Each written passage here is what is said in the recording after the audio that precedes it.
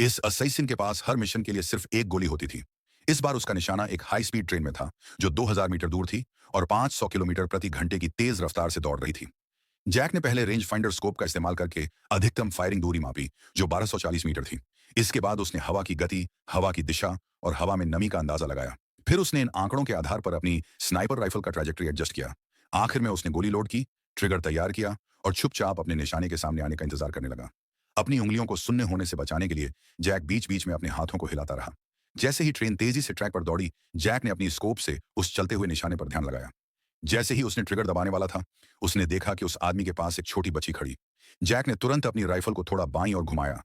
ठीक उसी पल जब ट्रेन सुरंग में घुसी, जैक ने ट्रिगर दबा दिया। मिशन पूरा होने के बाद उसका साथी घटनास्थल से एक फोटो लाया और जैक की सटीक शूटिंग की तारीफ की। लेकिन जैक इस शॉट से खुश नहीं था। उम्र के साथ उसकी सटीकता और प्रतिक्रिया पहले जैसी नहीं रही थी। अगर उसकी गोली सिर्फ 15 सेंटीमीटर भी चूक जाती, तो उस बच्ची की जान जा सकती थी। इसी वजह से जैक ने जल्द रिटायर होने का फैसला किया। उसी समय सीआईए को जैक के रिटायरमेंट की खबर मिली और उन्होंने उसे मनाने के लिए एक एजेंट भेजा। लेकिन जैक ने मना कर दिया और अपने फैसले पर अडिग रहा। कुछ दिन बाद जैक डॉक पर अपनी स्पीड बोट में फ्यूल भरवाने गया। वो अपने एक अच्छे दोस्त से मिलने की तैयारी कर रहा था। जब वो काउंटर पर पेमेंट करने गया, तो उसने देखा कि कैशियर कोई अनजान लड़की थी।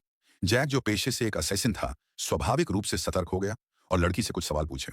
लड़की, जिसका नाम एनी था, ने उसे बताया कि पिछला कैशियर रिटायर हो गया है। जैक ने शक न होने देने के लिए ज्यादा सवाल नहीं किए। पेमेंट करने के बाद वो अपनी लग्जरी याट पर चला गया। टॉम ने जैक को चेतावनी दी कि उसे इन दिनों ज्यादा सावधान रहना चाहिए। जिस शख्स को उसने मारा था, वो दरअसल एक हाई रैंकिंग बायोलॉजिस्ट था, न कि कोई अपराधी, जैसा कि सीआईए ने बताया था। टॉम को शक था कि सीआईए ने इस सच्चाई को छुपाने के लिए जानबूझकर झूठी जानकारी दी थी।